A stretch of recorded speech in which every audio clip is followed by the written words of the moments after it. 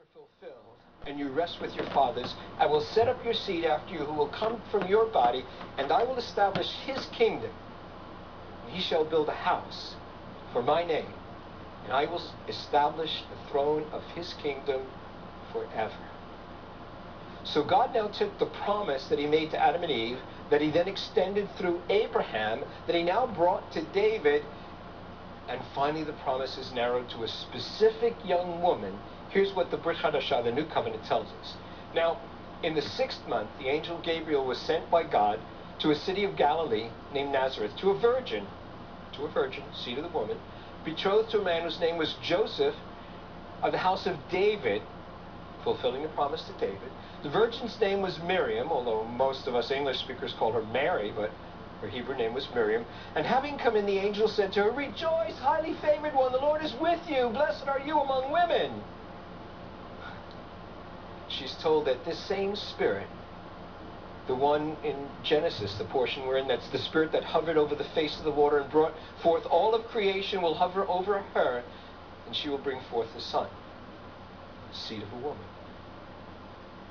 She was to name him Yeshua, and he would have an everlasting kingdom, and he would be called the Son of God, Emmanuel. Now, some of you may have a problem with this, but is anything too hard for God? Really, is anything too hard to God? Can you remember back to Sarah, 99 years old, when Abraham's wife was promised a child? She laughed. Why? Well, the scriptures tell us that she was way beyond the age of bearing children. In fact, 15 years before, she had given up on God's promise. She said, "It's not possible any longer. My body is done." Now, granted, the birth of that son was not the same way as this, because there Abraham did participate. It was not the seed of a woman, but it was a miracle, because God's hand is not too short to do anything that he wants to do. And the same God who created Adam from the earth can do anything he wants. Now, about God's promise, I'll put enmity between you and the seed of the woman, and your seed and her seed. That he shall bruise your head, and you shall bruise his heel. Well, Yeshua's heel was bruised when he was crucified, when he was put to death. Part of what happened to him was that the nail was put through his heels. And everybody thought it was a mortal bruising, a mortal wounding. But God raised him from the dead to show that the penalty for Adam's sin had been paid and death was defeated.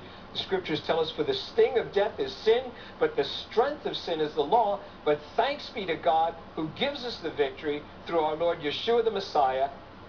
And then Rabbi Saul wrote again, when the fullness of time had come, God sent forth his Son, born of a woman, born under the law, to redeem those who were under the law, that we might receive the adoption as sons. The fullness of time, not in Eve's time, but in God's time. The Son of God became the Son of Man, so that the children of man could become the sons of God. Yeshua is the seed of the woman who fulfilled God's promise, who's there in Genesis. He destroyed the sin barrier between God and man and has allowed us all to know Elohim, Bereshit bara Elohim, the God who did all of creation. Now we can know him as Abba, Yeshua, the seed of the woman. It's really important to note that the seed of the woman, who would be victorious over the devil, would have no human father, the normal biological source of the seed. Over 700 years before Yeshua's birth, the prophet Isaiah told that Messiah would be born of a virgin. You can find that in Isaiah chapter 9, verse 6. Therefore, this seed, the Messiah, would not inherit the sin nature. Yeshua's father was God. Yeshua was sinless. That's why he could deliver mankind from the power of sin.